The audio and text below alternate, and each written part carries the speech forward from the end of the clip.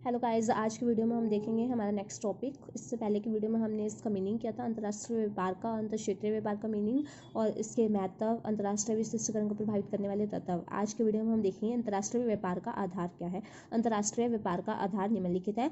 अंतर्राष्ट्रीय विशिष्टीकरण या निपुणता एक ही बात है। अंतर्राष्ट्रीय व्यापार का एक मुख्य कारण अंतर्राष्ट्रीय विशिष्टीकरण है। अंतर्राष्ट्रीय व्यापार क्यों किया जाता है, ये मैंने आपको पिछली वीडियो में बताया था। अंतर्राष्ट्रीय व्यापार इसलिए किया जाता है क्योंकि विशिष्टीकरण प्राप्त कर लेता है जब कोई देश, तो इसलिए अंतर्राष्ट्रीय व्यापार होता है। इसका अभिप्राय यह है कि संसार के जो विभिन्न देश है उन वस्तुओं के उत्पादन में विशिष्टीकरण प्राप्त करते हैं जिनके उत्पादन के लिए उनके पास विशेष साधन होते हैं।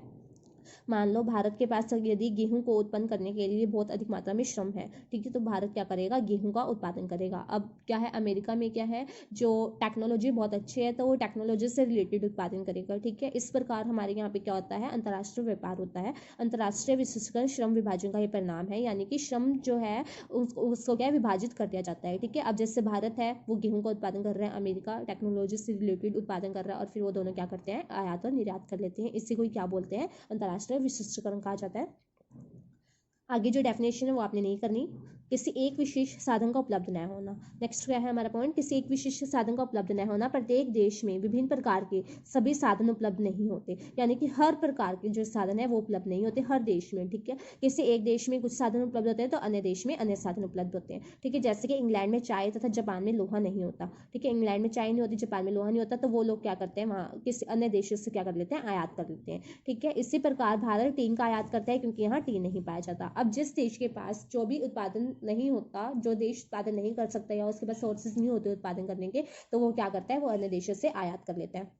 नेक्स्ट के लागतों में अंतर। लागतों में अंतर मैंने आपको बताया था, निरपेक्ष लागतों में अंतर और तुलनात्मक लागतों में अंतर। ये जो आपका सेकंड चैप्टर है इसके अंदर पूरा एक एक थ्योरी आएगी आपकी, ठीक है, जो आपका मीनिंग बिल्कुल अच्छे से क्लियर कर देगी, लेकिन फिर भी आप देख लीजिएगा। अंतर्राष्ट्रीय व्यापार का एक महत्वपूर्ण कारण विभिन्न देशों में विभिन्न वस्तुओं की लागतों में पाए जाने वाला अंतर है। यह अंतर दो प्रकार का होता है, ठीक है। निरपेक्ष लागतों में अंतर, इससे अभिप्राय यह है कि एक देश किसी दूसरे देश की तुलना में जब किसी वस्तु का उत्पादन सस्ती मात्रा में उत्पन्न करता है, ठीक है, तो उसको क्या बोलते हैं, निरपेक्ष लागतों में अंतर कहा जाता है। यानी कि जो एक देश है, भारत है, गेहूं का जो उत्पादन कर रहा है वो अन्य देश की तुलना में बहुत सस्ती मात्रा में कर रहा है, तो वो क्या होगा, निरपेक्ष लागतों में अंतर होगा, ठीक है। प्रसिद्ध अर्थशास्त्री एडम स्मिथ के अनुसार अंतर्राष्ट्रीय व्यापार का मुख्य आधार निरपेक्ष लागतों में पाया जाने वाला अंतर है। यानी कि अंतर्राष्ट्रीय व्यापार क्यों किया जाता है, निरपेक्ष लागतों में अंतर की वजह से किया जाता है। और जो तुलनात्मक लागतों में अंतर है वो क्या है, जो वस्तु का उत्पादन है ना वो हर कोई कर सकता है, ठीक है। मान लो यहाँ पे भी गेहूं का उत्पादन होता है, तो ये नहीं है कि अमेरिका में गेहूं का उत्पादन वो कर नहीं सकते, अमेरिका में भी कर सकते हैं, लेकिन जो यहाँ की कंपैरिजन में जो है ना वस्तु का उत्पादन, वो क्या है, यहाँ पे सस्ता है और वहाँ पे महंगा पड़ता है, इसलिए वो क्या करते हैं, वस्तुओं का निर्यात आयात करते हैं, ठीक है। अब इसमें क्या है, इसका अभिप्राय है कि एक देश दूसरे देश की तुलना में सभी वस्तुएं कम लागत पर उत्पन्न करता है। ये आपके सेकंड चैप्टर की थ्योरी है, ये मैं आपको बताती हूँ नेक्स्ट चैप्टर में, जिससे आपको बिल्कुल अच्छे से क्लियर हो जाएगा। अब देखो ये है जैसे कि, ठीक है, अब भारत क्या है, 10 क्विंटल चावल का उत्पादन कर रहा है, गेहूं का भी उत्पादन कर रहा है, ठीक है। नेपाल क्या है, 4 क्विंटल चावल का उत्पादन कर रहा है और 8 क्विंटल गेहूं का कर रहा है, ठीक है। बाकी आप कुछ भी मत देखना, एक टेबल से आप समझ लो कि मीनिंग कैसे क्लियर करना आपने, ठीक है। अब भारत क्या है, दोनों ही वस्तुओं का जो उत्पादन है वो क्या है, नेपाल की तुलना में ज्यादा कर रहा है ना, नेपाल की तुलना में ज्यादा कर रहा है ये दोनों ही वस्तुओं का उत्पादन। लेकिन क्या है, वो फिर भी क्या करते हैं, आयात निर्यात करते हैं। क्यों करते हैं, क्योंकि अगर वो एक ही वस्तु के अंदर ज्यादा उत्पादन करेगा तो उसको ज्यादा बेनिफिट होगा, ठीक है। अब नेपाल है वो क्या कर रहा है, दोनों ही वस्तुओं का उत्पादन कम कर रहा है ना, कम कर रहा है, लेकिन ये तो पता ही है कि ये भी क्या करेगा, ये जो अपने ये जो चावल की जो अंदर इसने श्रमिक लगाए हुए हैं ना, वो क्या करेगा, ये गेहूं में लगा देगा, ठीक है। और जो ये है, ये भारत है, ये क्या करेगा, अपने जो गेहूं वाले जितने भी श्रमिक है ना वो चावल में लगा देगा, और भारत क्या करेगा, नेपाल से क्या कर लेगा, गेहूं मंगवा लेगा, और भारत क्या करेगा, नेपाल को अपने चावल का निर्यात कर देगा, ठीक है। इसी प्रकार क्या होता है, अंतर्राष्ट्रीय व्यापार किया जाता है। यानी कि क्या है कि एक वस्तु का उत्पादन हर कोई कर सकता है, यही नहीं है कि यहाँ पे हम अगर भारत जो है वो दोनों ही वस्तुओं का उत्पादन देखो कम प्राइस के ऊपर कर रहा था और दोनों ही वस्तुओं का उत्पादन अधिक मात्रा में कर रहा था, ठीक है, लेकिन वो फिर भी क्या करता है, आयात और निर्यात करता है, क्योंकि ये कोई जरूरी नहीं होता कि अब कई बार क्या होता है, हम जो एक वस्तु का उत्पादन कर रहे होते हैं ना, तो उसके अंदर यदि हम सारे अपने सोर्सेज जो है लगा देते हैं तो उससे हमें ज्यादा बेनिफिट मिलता है, ठीक है। अब हर जो देश है वो हर वस्तु का उत्पादन कर सकते हैं, लेकिन वो फिर भी आयात निर्यात क्यों करते हैं, ताकि उनको ज्यादा बेनिफिट हो। अंतर्राष्ट्रीय व्यापार किया ही क्यों जाता है, ताकि उनको व्यापार से लाभ प्राप्त हो, ठीक है, परंतु इनमें से कुछ वस्तुओं के उत्पादन की तुलनात्मक लागत दूसरी वस्तुओं की अपेक्षा कम होती है। ठीक है, अब जो लागतें हैं उनमें क्या होती है, वो कम होती है। अब जैसे हमने ये जो टेबल की है इसके अंदर क्या था कि जो एक वस्तु को अगर मान लो जो भारत है वो यदि चावल का ही उत्पादन अधिक मात्रा में करता ना, तो उसको क्या है, नेपाल की तुलना में उसको अधिक बेनिफिट होता। ठीक है, यदि वो दोनों का ही उत्पादन करेगा तब उसको इतना बेनिफिट नहीं होगा जितना उसको चावल का उत्पादन करने पे होगा। ठीक है, रिकार्डो का विचार था कि अंतर्राष्ट्रीय व्यापार का मुख्य आधार लागतों में ही पाया जाने वाला तुलनात्मक अंतर होता है। वस्तु विभेद, ये आपको कई बार इस एक देश की किसी एक वस्तु का उत्पादन करते हुए उस वस्तु का आयात करता है। अब जैसे मान लो यहाँ पे कपड़ा बनता है, ठीक है, भारत में कपड़ा होता है, लेकिन फिर भी हम आयात निर्यात क्यों करते हैं, ताकि हमारे जो ग्राहक हैं उनको अट्रैक्ट करने के लिए, वस्तुओं को ज़्यादा मतलब ज़्यादा सेल करने के लिए। क्यों क्या जाते हैं, जैसे कि हमारे देश में कपड़ा बहुत अधिक मात्रा में ही बनता है और हम उसका निर्यात भी करते हैं। ठीक है, हम हमारे यहाँ से भी कपड़ा जाता है। ठीक है, परंतु कई प्रकार का कपड़ा जैसे जापान की बनी हुई साड़ियाँ हम आयात भी करते हैं। यह इसलिए किया जाता है ताकि हम विभिन्न प्रकार के वस्तुओं का उपभोग कर सकें। ठीक है, हमें ज़्यादा से ज़्यादा हम उसका उपभोग कर सकें, हम लोगों को अट्रैक्ट कर सकें। ठीक है, डिमांड को इंक्रीज कर पाए। आगे है अंतर क्षेत्रीय आंतरिक तथा अंतर्राष्ट्रीय व्यापारिक तुलना। ये आपको जो सेम है, महत्व सेम उसी की जैसे ही है, लेकिन फिर भी एक बार रीड कर लेते हैं। अंतर क्षेत्रीय आंतरिक यानी कि घरेलू व्यापार तथा अंतर्राष्ट्रीय व्यापार के बीच तुलना, इन दोनों में समानता और अंतर का विश्लेषण करके की जा सकती है। पहले समानता बता देंगे हम, आगे अंतर बता देंगे। ये दोनों आपके अलग अलग थ्योरीज हैं। सामान्यतः लोगों की आवश्यकताओं की पूर्ति के लिए आंतरिक या घरेलू व्यापार एक राज्य से दूसरे राज्य तथा एक स्थान से दूसरे स्थान पर किया जाता है। ठीक है, ये हो गया हमारा अंतर क्षेत्रीय व्यापार जो एक ही देश के अंदर किया जाता है। अन्य शब्दों में विभिन्न राज्यों अथवा विभिन्न स्थानों में मांग और पूर्ति अंतर तथा लागत और कीमत में अंतर देश के भीतर वस्तुओं और सेवाओं के विनिमय को जन्म देते हैं। यानी कि मांग के अंदर भी क्या होता है, अंतर पाया जाता है। ठीक है, लोगों की हर जगह पे अलग अलग मांग होती है, हर लोग जो है वो अलग अलग तरीके की मांग करते हैं। पूर्ति में अंतर पाया जाता है, सप्लाई अलग अलग होती है हर एक की। ठीक है, लागतों में अंतर की वजह से तो डिमांड ज़्यादा इंक्रीज डिक्रीज होती है। ठीक है, कीमतों में अंतर पाया जाता है जो कि क्या विनिमय को जन्म देती है। ठीक है, लेन देन को। अंतर्राष्ट्रीय व्यापार का यह कारण बन सकता है, परंतु कुछ अन्य निर्धारक भी है जो अंतर क्षेत्रीय आंतरिक तथा अंतर्राष्ट्रीय व्यापार के बीच अंतर भी पैदा कर देते हैं। अंतर क्षेत्रीय आंतरिक तथा अंतर्राष्ट्रीय व्यापार के मुख्य समानताओं और असमानताओं का विवरण निम्नलिखित है। असमानताएं और जो असमानताएं हैं उनकी वो आगे हम डिस्कस करेंगे। ठीक है, आगे समानता देख लेते हैं। विशिष्टीकरण क्या है। अंतर क्षेत्रीय आंतरिक तथा अंतर्राष्ट्रीय व्यापार का आधार विशिष्टीकरण है, जो श्रम विभाजन का ही परिणाम है। श्रम विभाजन की वजह से किया जाता है, ये तो हमने यहाँ भी रीड किया है कि जो श्रम विभाजन का ही परिणाम होता है। अंतर्राष्ट्रीय विशिष्टीकरण इसलिए ही किया जाता है। ठीक है, एक देश में जब एक राज्य किसी वस्तु के उत्पादन में विशिष्टीकरण प्राप्त कर लेता है, तो एक जो देश है वो अन्य राज्यों उस वस्तु का उत्पादन न करके उस राज्य से ही वस्तुओं को खरीदना पसंद करते हैं। ठीक है, उदाहरण के लिए महाराष्ट्र तथा गुजरात ने कपड़े तथा चीनी ने और पंजाब ने होजरी में विशिष्टीकरण प्राप्त कर लिया है। तो इन प्रदेशों से कपड़ा, चीनी तथा होजरी अन्य देशों में पहुंचाई जाती है। ठीक है, इसी प्रकार विभिन्न देश जब किसी वस्तु के उत्पादन में विशिष्टीकरण प्राप्त कर लेते हैं तो वहां से वह वस्तु अन्य देशों को जाने लगती है। उदाहरण के लिए बांग्लादेश ने पटसन की वस्तुओं में तथा अमेरिका ने मशीनों में विशिष्टीकरण प्राप्त कर लिया है। इसलिए अमेरिका मशीनों का तथा बांग्लादेश पटसन की वस्तुओं का निर्यात करते हैं। ठीक है, जैसे कि हमने ये किया था, भारत ने गेहूं के उत्पादन में क्या विशिष्टीकरण प्राप्त कर लिया है और अमेरिका ने क्या किया है, अमेरिका ने मशीनों के मामले में कर लिया विशिष्टीकरण प्राप्त। तो अमेरिका क्या करेगा, भारत को मशीनों का कर देगा निर्यात, और जो भारत है वो क्या कर देगा, अमेरिका को गेहूं का निर्यात कर देगा।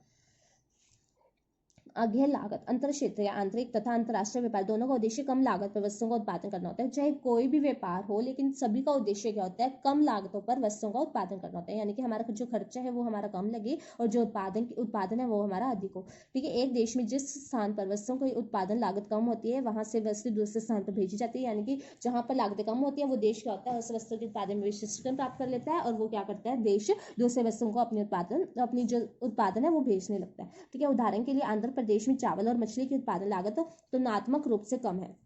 अन्य देशों के कंपैरिजन में उसकी जो लागतें हैं वो कम है, इसलिए आंध्र प्रदेश इन दोनों वस्तुओं का उत्पादन करता है और देश के अन्य भागों में भेजता है। इसी प्रकार अंतर्राष्ट्रीय व्यापार में जिस देश में वस्तु की उत्पादन लागत कम होती है, अन्य देश वहां से उस वस्तु को आयात करते हैं। इस प्रकार अंतर क्षेत्रीय आंतरिक तथा अंतर्राष्ट्रीय व्यापार दोनों ही का ही मूल जो उद्देश्य है वो क्या, अधिकतम उत्पादन प्रदान करना होता है। इस सभी के अंदर क्या बोलेगा, पॉइंट्स के अंदर वो यही चीज बोलेगा कि कम लागत पर वस्तुओं का उत्पादन किया जाता है, इसलिए क्या किया जाता है, आयात और निर्यात किया जाता है, इसलिए ही व्यापार होता है।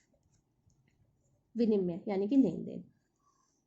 दोनों प्रकार के व्यापार का उद्देश्य विभिन्न प्रकार की वस्तुओं का परस्पर लेन देन या विनिमय करना है। ठीक है, हम अलग अलग टाइप की जो वस्तुएं उनको खरीदते हैं, बेचते हैं। विनिमय का उद्देश्य उन वस्तुओं के बदले में जो किसी स्थान पर अधिक मात्रा में पाई जाती है उन वस्तुओं को प्राप्त करना होता है, और जो स्थान पर कम मात्रा में होती है या बिल्कुल नहीं होती वहां पर क्या है कि क्या करते हैं, भेज देते हैं। ठीक है, इसलिए यह कहा जा सकता है कि अंतर्राष्ट्रीय आंतरिक तथा अंतर्राष्ट्रीय व्यापार दोनों का ही मुख्य उद्देश्य विनिमय करना होता है।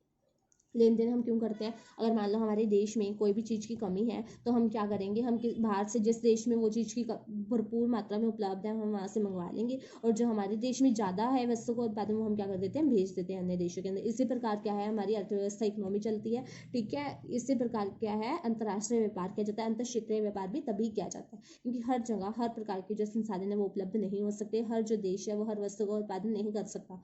ठीक है, इतनी अधिक मात्रा में नहीं कर सकता कि उस देश की जो जरूरतें हैं वो पूरी हो जाए, इसलिए हमें आयात निर्यात करना पड़ता है। लाभ, अंतर क्षेत्रीय आंतरिक तथा अंतर्राष्ट्रीय व्यापार दोनों का ही मुख्य उद्देश्य क्या होता है, लाभ कमाना होता है। ठीक है, चाहे वह वस्तुओं को बेचे या वहां से मंगवाए, सभी का उद्देश्य क्या होता है, लाभ कमाना होता है। अंतर क्षेत्रीय आंतरिक व्यापार में एक उत्पादक अपनी वस्तु को वहां बेचना चाहता है जहां उससे अधिकतम लाभ प्राप्त हो। इसी प्रकार अंतर्राष्ट्रीय व्यापार में भी एक देश उन वस्तुओं का निर्यात करेगा जहां उसकी जो वस्तु है वो अधिक महंगी बिके। ठीक है, जिससे उसे अधिकतम लाभ प्राप्त हो। पारस्परिक सहयोग, अंतर क्षेत्रीय आंतरिक व्यापार में व्यापारियों को एक राज्य से दूसरे राज्य में आना जाना होता रहता है। ठीक है, इसी प्रकार उनमें घनिष्ठ संबंध स्थापित होते हैं। क्या होता है कि उनमें तालमेल बनता है। ठीक है, और सहयोग की भावना उत्पन्न होती है, जिससे सहयोग की भावना उत्पन्न हो जाती है। अंतर्राष्ट्रीय व्यापार में भी आर्थिक संबंध स्थापित होने के बाद विभिन्न देशों में सामाजिक राजनीतिक क्षेत्रों में सहयोग बढ़ जाता है। अगर मतलब कि उनका तालमेल होगा, ठीक है, वो लोग एक दूसरे के साथ व्यापार करेंगे तो वो क्या करते हैं, एक दूसरे की हेल्प भी करते हैं। ठीक है, उनके बीच में तालमेल बन जाता है ना, तो वो एक दूसरे की हेल्प करना स्टार्ट कर देते हैं। तो इससे क्या होता है, पारस्परिक सहयोग भी बनते हैं, यानी कि म्यूचुअल कोऑपरेशन। ऐच्छिक सौदे, दोनों प्रकार के व्यापार में होने वाले जो सौदे हैं वो लोगों की इच्छा पर निर्भर करते हैं। यानी कि हर व्यापार जो है, एक देश अगर व्यापार करता है किसी अन्य देश के साथ तो वो उसकी खुद की इच्छा के ऊपर डिपेंड करते हैं कि उसने व्यापार करना है या नहीं करना है। ठीक है,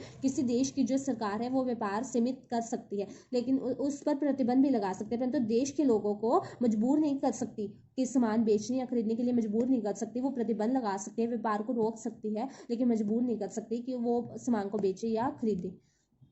ठीक है, उनकी इच्छा के अनुसार ही सौदे किए जाते हैं। उपभोक्ताओं की प्रभुता यानी कि उनकी इच्छा, उनकी पसंद। ठीक है, अंतर क्षेत्रीय आंतरिक तथा अंतर्राष्ट्रीय व्यापार दोनों में ही सभी के अंदर कोई भी किसी, वैसे दो ही तरह के व्यापार होते हैं, अंतर क्षेत्रीय अंतर्राष्ट्रीय, यानी कि किसी छोटे मोटे व्यापार के अंदर भी क्या है, उत्पादक उपभोक्ताओं की पसंद को ध्यान में रखते हुए वस्तु का निर्माण किया जाता है। उपभोक्ता जिन वस्तुओं को अधिक पसंद करते हैं उन्हीं वस्तुओं में अंतर क्षेत्रीय आंतरिक तथा अंतर्राष्ट्रीय व्यापार होता है। अगर मान लो यहाँ के जो लोग हैं अगर वो बनारसी साड़ियों को अधिक पसंद करते हैं, ठीक है, तो वो क्या, यहाँ जो भारत है वो क्या करेगा, बनारस से ही आयात निर्यात करना चाहेगा। ठीक है, और भी जो भी वस्तुएं हैं जिनको भी लोग अधिक पसंद करते हैं वो वहीं से उसी देश से क्या करेगा, आयात निर्यात करेगा। ठीक है, अंतर क्षेत्रीय आंतरिक व्यापार में अंतर्राष्ट्रीय व्यापार में अंतर, या फिर क्या है, अंतर्राष्ट्रीय व्यापार के लिए पृथक सिद्धांत के पक्ष में तर्क। ठीक है, यद्यपि अंतर क्षेत्रीय आंतरिक तथा अंतर्राष्ट्रीय व्यापार में कई प्रकार की समानताएं हैं, ये जो हमने की है वो क्या है, समानताएं हैं, लेकिन फिर भी इनमें क्या है, अंतर पाया जाता है, यानी कि भिन्नता होती है। नेक्स्ट हम इनके पॉइंट करते हैं। उत्पादन के साधनों की गतिहीनता, उत्पादन के साधन, अब देखो इसके अंदर क्या कहा गया है, परंपरावादी अर्थशास्त्रों का मत है कि उत्पादन के साधन जैसे श्रम तथा पूंजी एक देश की सीमाओं में तो गतिशील होते हैं, अर्थात एक स्थान से दूसरे स्थान, एक उद्योग से दूसरे उद्योग में सुविधापूर्वक पहुंचाए जा सकते हैं, परंतु एक देश से दूसरे देश में उत्पादन के साधन क्या होते हैं, गतिहीन होते हैं। यानी कि क्या है, हम क्या करते हैं, हम अपनी जो पूंजी है उसको क्या है, अन्य देश में लगाने से पहले हम उसको बहुत बार सोचते हैं कि हम लगाएं या ना लगाएं। ठीक है, और जो मनुष्य है वो क्या है, जो मनुष्य है वो क्या, गतिहीन साधन है एक, क्योंकि मनुष्य जो है वो अलग देश में जाना पसंद नहीं करता। एडम स्मिथ के शब्दों में सब प्रकार की समानता में से मनुष्य की जो गतिशीलता है उसमें ज़्यादा अधिक कठिनाई आती है। अगर मान लो एक मौके हमने पैसा लगा भी दिया है अन्य देश के अंदर, हमने इन्वेस्टमेंट कर भी दी है, ठीक है, लेकिन हम क्या करेंगे, हम वहाँ जाना पसंद नहीं करेंगे, क्योंकि जिस देश में हम रहते हैं ना हमें वहीं की आदत पड़ जाती है। हम अन्य देश में जाने से पहले हमें बहुत बार सोचना पड़ता है। अधिक मजदूरी मिलने पर भी मनुष्य अपने देश से दूसरे देश में नहीं जाना चाहता। इसका कारण यह है कि अपने देश में उसके सगे संबंधी, मित्र, भूमि, संपत्ति इत्यादि होती है, इसलिए उनको न छोड़कर वह दूसरे देश में जाना नहीं चाहता। इसके अतिरिक्त स्वदेश प्रेम तथा दूसरे देश में भाषा की कठिनाई भी एक बहुत बड़ी अड़चन होती है। ठीक है, एक तो ये रीज़न था कि सगे संबंधी, मित्र, भूमि, संपत्ति आदि को छोड़कर वो नहीं जाना चाहता, और एक और रीज़न क्या है, इसलिए उनको इसी प्रकार से प्रत्येक व्यक्ति और जो इस प्रकार से क्या है, वो स्वदेश प्रेम, दूसरे देश में भाषा, अब हमारी लैंग्वेज और वहाँ की लैंग्वेज में बहुत ज़्यादा डिफरेंस पाया जाता है, तो एक डिफरेंस, लैंग्वेज डिफरेंस का भी बहुत बड़ा फर्क होता है जो वो नहीं जाना चाहता। ठीक है, इसी प्रकार क्या है, जो मनुष्य है वो दूसरे देश में पूंजी लगाने से भी घबराता है। एक व्यक्ति को यह ज्ञान नहीं होता कि दूसरे देश में लाभ की संभावनाएं क्या है, उससे वहां न्याय मिलेगा या नहीं, उसकी पूंजी को कहीं जब्त तो नहीं कर लिया जाएगा इत्यादि काफी सारी कठिनाइयां उत्पन्न होती है। इसीलिए पूंजी की गतिशीलता में भी कठिनाई आती है। दो देश में उत्पादन के साधनों की इस गतिहीनता के कारण ही क्या है, इसके अंतर्गत अंतर पाया जाता है। ठीक है, एक तो वो अपने जो साधन है उनको नहीं लगाना चाहता वहाँ पे, और एक वो खुद भी नहीं जाना चाहता। और क्या है, हमारी भाषा के अंदर भी कठिनाइयाँ आती है। सगे संबंधी, मित्र, भूमि और खुद को भी स्वदेश प्रेम, यानी कि खुद के देश से हमारी अटैचमेंट होने के कारण हम कहीं और जाना नहीं पसंद करते। अगर मान लो हम कहीं घूमने भी गए हैं, तो हम 4-5 दिन के लिए घूमने गए, हफ्ते के लिए गए, महीने के लिए गए, लेकिन हमें एक बार के लिए यही होगा कि हम वापस चले जाएं। ठीक है, तो इसलिए हमें इतनी ज़्यादा अट्रैक्शन नहीं होती, और हमारे और भी बहुत सारे सोर्सेज होते हैं। हमें ये होता है कि अगर हमने वहाँ पर पूंजी लगा दी तो हमें क्या लाभ मिलेगा, अगर नहीं मिला तो क्या होगा। ठीक है, हमें वहाँ पे अगर हमारी पूंजी वहाँ कहीं अटक गई तो हम क्या कर पाएंगे। ठीक है, अब अपने देश में तो हमें आदत पड़ जाती है ना, तो इसलिए क्या है, एक ये बहुत बड़ा अंतर है। उत्पादन के साधनों की गतिहीनता होती है, उत्पादन के साधन नहीं हम हर जगह लेके जा सकते। एक देश में ये बहुत ज़्यादा ईजी हो जाता है। अगर मान लो हम यहाँ रह रहे हैं, ठीक है, तो हम अपने पास के एरिया में हो गया तो हम वहाँ पे अपनी पूंजी लगा देंगे। ठीक है, और वहाँ से हम आराम आराम से मतलब मैनेज कर देते हैं अपने ही देश में लेके। लेकिन अगर हम अदर स्टेट के अंदर, अगर हम अदर जो देश है उसके अंदर देखें ना, तो हम इसके बारे में बहुत बार सोचते हैं। तो ये क्या है, एक बहुत बड़ा डिफरेंस हो गया इसके बीच में। आगे उत्पादन की परिस्थितियों में भी भिन्नता। दो देशों में उत्पादन परिस्थितियों में अंतर होना स्वाभाविक है। उत्पादन की जो परिस्थितियां हैं, टेक्नोलॉजी है, वो क्या होती है, अलग अलग होती है। प्रत्येक देश में उत्पादन की तकनीक, कर प्रणाली, श्रम संबंधी नियम जो है वो बहुत अलग होते हैं। हर देश के अंदर अलग अलग होते हैं। कुछ देशों में उत्पादन को प्रोत्साहित करने के लिए सरकार वित्तीय सहायता, करों में छूट, यातायात शक्ति जैसे साधनों का सुचारू प्रबंध करने की सुविधाएं प्रदान करती है। इसलिए इन देशों में उत्पादन लागतें कम होती है। ठीक है, उत्पादन की जो लागतें हैं वो भी क्या होती है, कम होती है। क्योंकि हर जो देश की मतलब जो सरकार है ना, क्या होता है, वो किसी देश के अंदर तो बहुत ज़्यादा मतलब हेल्प कर देती है। ठीक है, वित्तीय सहायता दे देती है, करों में छूट कर देती है, और यातायात के जो साधन है उनके ऊपर भी क्या होता है, कम खर्चा लगता है। ठीक है, तो क्या होता है, वहाँ की लागतें भी कम होती है, क्योंकि वो जिस वस्तु का उत्पादन कर रही है, यदि उनकी वहाँ की लागतें कम होंगी तो प्राइस तो ऑटोमेटिकली कम ही होंगे ना। इसलिए विभिन्न देश में एक वस्तु की कीमत अलग अलग हो सकती है, परंतु एक ही देश में उत्पादन परिस्थितियों में अधिक अंतर नहीं होता। लेकिन जो क्या है, अलग अलग जो देश है ना, उनके अंदर तो उत्पादन की परिस्थितियों में काफी अंतर हो सकता है। ठीक है, क्योंकि वहाँ का अलग होता है हिसाब और यहाँ का अलग, लेकिन क्या एक ही देश के अंदर इतना ज्यादा डिफरेंस नहीं होता। यदि हम यहाँ का देखें और हम यहीं पे इलाहाबाद वाली यहाँ इधर वाली साइड का देखें, तो इतना ज़्यादा डिफरेंस नहीं पाया जाएगा जितना अमेरिका और भारत में पाया जाएगा। ठीक है, विभिन्न मुद्राएं। विश्व के विभिन्न देशों में मुद्रा प्रणाली तथा मौद्रिक नीति अलग अलग होती है। अंतर्राष्ट्रीय व्यापार के लिए विभिन्न देशों की मौद्रिक की विनिमय दरें निर्धारित करने और फिर उन दरों को स्थायी रखने की समस्या होती है। मतलब कि उन दरों को कांस्टेंट नहीं किया जाता। ठीक है, हर बार के लिए वो एक जो दरें हैं, विनिमय जो दरें लेन देन की, वो क्या होती है, हर बार के लिए एक जैसी नहीं रह सकती। इसके अतिरिक्त अंतर्राष्ट्रीय व्यापार के लिए विदेशी विनिमय की भी कठिनाई उत्पन्न होती है। अंतर्राष्ट्रीय व्यापार क्या है, उसके अंतर्गत क्या होता है, अब देखो, अगर हम अपने ही देश में अगर हम व्यापार करते हैं तो हमें कोई भी प्राइजेस, कोई भी ये नहीं रहता कि हमें मनी चेंज करवानी है या कुछ भी। ठीक है, लेकिन अगर हम अमेरिका के साथ व्यापार कर रहे हैं तो हमें वो वहाँ के लिए डॉलर चाहिए होते हैं ना, वहाँ पे व्यापार करने के लिए हमें डॉलर की जरूरत पड़ती है। तो हम क्या करते हैं, इसलिए ये भी क्या होती है, एक बहुत बड़ी कठिनाई होती है। मुद्राएं अलग अलग होने की वजह से हम क्या होते हैं, व्यापार करने में हमें बहुत ज़्यादा समस्याएं उत्पन्न होती है। अर्थात जिस देश में हमें वस्तुएं आयात करनी होती है उस देश की मुद्रा की भी आवश्यकता होती है। इससे परिणामस्वरूप भुगतान संतुलन की समस्याएं भी उत्पन्न होती है। मतलब कि हम कैसे भुगतान करें फिर उनको, अगर हमने वहां से कोई सामान मंगवाया है तो अगर हमारे पास मान लो डॉलर्स ना हो इतने, तो हम कैसे मतलब उनका भुगतान करेंगे। तो ये भी क्या है, बहुत बड़ी समस्या है। विभिन्न बाजार परिस्थितियां। अंतर्राष्ट्रीय व्यापार में क्रेताओं विक्रेताओं के बीच भौगोलिक दूरी के अतिरिक्त बाजार की परिस्थितियां, जैसे परंपराओं, रुचि, रीति रिवाज आदि क्या है, इनके अंतर्गत भी क्या आती है, भिन्नता होने के कारण बहुत सी कठिनाइयां आ जाती है। क्योंकि सभी की क्या है, इंटरेस्ट अलग अलग होता है। ठीक है, परंपराएं अलग होती है, रीति रिवाज अलग होती है, अलग होते हैं। अंतर्राष्ट्रीय व्यापार में वस्तुओं की पैकिंग यदि ठीक प्रकार से ना हो तो रास्ते में वस्तुओं के चोरी होने का, टूट फूट का खतरा भी रहता है। इस प्रकार की कोई दुर्घटना होने पर या फिर किसी प्रकार की कोई गलती होने पर क्या है, उनमें सुधार करने के लिए पर्याप्त समय लगने के अतिरिक्त काफी खर्चा भी आता है। अब देखो, अगर हम एक देश से दूसरे देश में सामान भेज रहे हैं या मंगवा रहे हैं तो हमें क्या, उनकी पैकिंग के ऊपर बहुत खर्चा आता है। ठीक है, हमें उसकी पैकिंग इस प्रकार करनी पड़ती है कि जिससे वो सामान टूटे नहीं, खराब ना हो। ठीक, और अगर कोई चोरी वगैरह हो गई तो वो खर्चा भी क्या है, हमारा ही पड़ता है। तो इसके विपरीत घरेलू व्यापार में इस प्रकार की कोई कठिनाई उत्पन्न नहीं होती है। यदि हम एक ही देश के अंदर रहते हुए व्यापार कर रहे हैं तो हमें इस प्रकार के बारे खर्चे के बारे में क्या है सोचना नहीं पड़ता कि ऐसा भी कोई खर्चा होगा। और अगर हम बाहर किसी देश के साथ व्यापार कर रहे हैं तो इस प्रकार ये ऐसे खर्चे होने पर क्या है हमें कठिनाइयाँ उत्पन्न होती हैं। आगे है प्राकृतिक साधनों का तथा भौगोलिक परिस्थितियों में अंतर। प्रत्येक देश में प्राकृतिक साधन तथा भौगोलिक परिस्थितियां भिन्न भिन्न होती हैं। ठीक है, प्राकृतिक संसाधन अलग अलग होते हैं, ये हमने किया था तत्व के अंदर। जैसे भारत में बर्फ, मैग्नीज तथा लोहे की प्राप्त भंडार है। इसी प्रकार जलवायु, वर्षा, मिट्टी में भी भिन्नता होने के कारण कृषि उत्पादन का उद्योगों में भिन्नता पाई जाती है। इन भिन्नताओं के कारण प्रत्येक देश में वस्तुओं की लागतों में अंतर पाया जाता है। प्राकृतिक संसाधनों के कारण भी क्या है वस्तुओं की लागतों में अंतर पाया जाता है। हर देश में अलग अलग प्रकार के प्राकृतिक साधन होते हैं और जो देश है वो जिन प्राकृतिक साधनों के मामले में क्या होता है विशिष्ट होता है, वो क्या होता है उसके अंदर विशिष्टीकरण प्राप्त कर लेता है और उसकी जो लागतें हैं वो भी क्या होती है कम लगती हैं। इस प्रकार वो देश उस उत्पादन में क्या होता है विशिष्टीकरण प्राप्त कर लेते हैं। आयात और निर्यात पर प्रतिबंध। एक देश के विभिन्न भागों में वस्तुओं के एक क्रय विक्रय पर साधारणतः प्रतिबंध नहीं लगाए जाते। ठीक है, अब एक ही देश के अंदर अगर हम व्यापार कर रहे हैं तो वहां से यदि हम कोई लेन देन कर रहे हैं तो उसके अंदर कोई भी किसी प्रकार का कोई प्रतिबंध नहीं होता।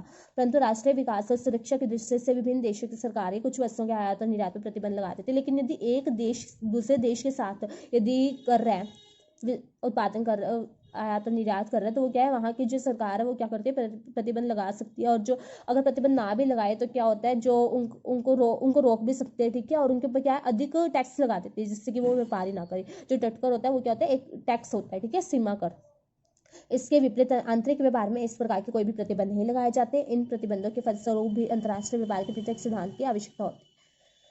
टटकर की दीवार विदेशी तथा विदेशी व्यापार में अंतर उत्पन्न कर देती है। यानी कि जो टटकर है यानी कि जो सीमाकर है वो क्या है विदेशी व्यापार और देशी व्यापार के बीच में क्या अंतर पैदा कर देती है। इस वजह से भी हम व्यापार नहीं करते।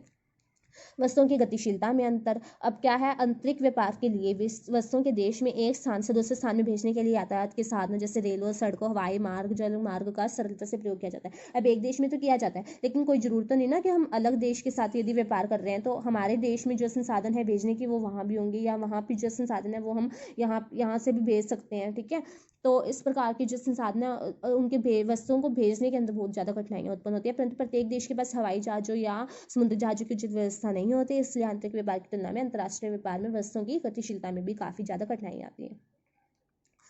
अंतर्राष्ट्रीय संगठन। विश्व के विभिन्न जो देश है वो कुछ गुटों में बटे हुए हैं। गुटों यानी कि समूहों में। इन गुटों की कुछ परस्पर राजनीतिक आर्थिक समस्याएं होती है, अपनी अपनी समस्याएं होती हैं जो कि अंतर्राष्ट्रीय व्यापार को प्रभावित करती है। परंतु राष्ट्रीय व्यापार पर इनका कोई प्रभाव नहीं पड़ता, यानी कि एक ही देश के अंतर्गत इनका कोई भी प्रभाव नहीं पड़ता। आगे विशिष्ट समस्याएं। अंतर्राष्ट्रीय व्यापार पर कुछ विशिष्ट समस्याएं जैसे कि अंतर्राष्ट्रीय तरलता, यानी कि इसका मीनिंग क्या होता है अंतर्राष्ट्रीय तरलता कि मुद्रा कैश में हमारे पास कितनी है। ठीक है, अब अंतर्राष्ट्रीय अगर हम व्यापार करते हैं तो हमारे पास मुद्रा भी तो होनी चाहिए ना उस देश के साथ व्यापार करने के लिए। यदि हमारे पास नहीं होगी तो हम व्यापार कैसे करेंगे। ठीक है, अंतर्राष्ट्रीय मौद्रिक सहयोग, अंतर्राष्ट्रीय मौद्रिक समस्याएं इत्यादि आदि बहुत ज़्यादा प्रभाव डालती है। ये समस्याएं आंतरिक व्यापार को प्रभावित नहीं करती। अगर हम एक ही देश के अंदर व्यापार करते हैं तब इसका कोई भी इफेक्ट नहीं पड़ता, लेकिन यदि हम अंतर्राष्ट्रीय व्यापार करते हैं तो इससे बहुत ज़्यादा इफेक्ट पड़ता है। करेंसी को कितनी जल्दी यदि हम करेंसी को कितनी जल्दी मतलब चेंज करवा सकते हैं, इस बात का बहुत ज़्यादा इफेक्ट पड़ता है। अंतर्राष्ट्रीय मौद्रिक समस्याएं का मीनिंग ये होता है। ठीक है, आर्थिक राष्ट्रवाद। वर्तमान काल में राष्ट्रवाद की मनोवैज्ञानिक भावना ने अंतर्राष्ट्रीय तथा आंतरिक व्यापार के अंतर को भी अधिक स्पष्ट किया है। मनोवैज्ञानिक भावना। हमारे देश में स्वदेशी आंदोलन इसी भावना का परिचायक है। हमारे अंदर ये भावना होनी चाहिए कि हम कितना ज़्यादा बेटर कर पाते हैं। ठीक है, प्रत्येक देश की सरकार इस प्रकार की आर्थिक नीति अपनाती है जिससे उस देश के उद्योग अधिक विकसित हों तथा उस देश के जो नागरिक हैं उनका अधिकतम कल्याण हो। इस प्रकार की नीति से यदि दूसरे देशों को हानि भी होती है तो उस सरकार की कोई चिंता नहीं होती। अब लोगों को अगर यही नहीं पता होगा कि हमारे लिए क्या अच्छा है तो फिर उससे तो कोई बेनिफिट ही नहीं है ना। लोगों को पूरा ज्ञान होना चाहिए।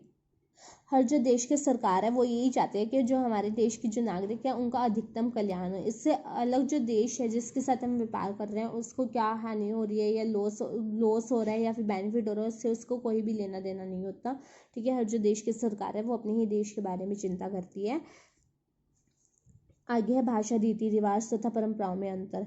अब क्या है, विभिन्न देशों के बीच में जो भाषा है, रीति रिवाज, परंपराएं आदि सभी के अंतर पाया जाता है। यह अंतर भी अंतर्राष्ट्रीय व्यापार को कठिन बना देता है। अब वहाँ के देशों, अमेरिका में अलग प्रकार के ट्रेडिशंस होते हैं, हमारे यहाँ अलग प्रकार के ट्रेडिशंस होते हैं, तो इससे भी क्या होता है, एक अंतर पैदा हो जाता है, जिससे हम अंतर्राष्ट्रीय व्यापार नहीं कर पाते। आज के वीडियो में हमारा गाइस जितना ही रहेगा। नेक्स्ट वीडियो में हम करेंगे अंतर्राष्ट्रीय विशिष्टीकरण या अंतर्राष्ट्रीय व्यापार के लाभ या इसके महत्व। ठीक है, ये हमारे लिए मोस्ट इंपॉर्टेंट टॉपिक है जो कि हम नेक्स्ट वीडियो में डिस्कस करेंगे। यदि आपको मेरी वीडियोस हेल्पफुल लगती है तो प्लीज़ मेरे चैनल को लाइक कीजिए, सब्सक्राइब कीजिए, बेल आइकन को प्रेस कीजिए, जिससे कि हर प्रकार की जो नोटिफिकेशंस है वो आप तक पहुंच पाए। Thank you so much guys, और ज़्यादा से ज़्यादा शेयर भी कीजिए।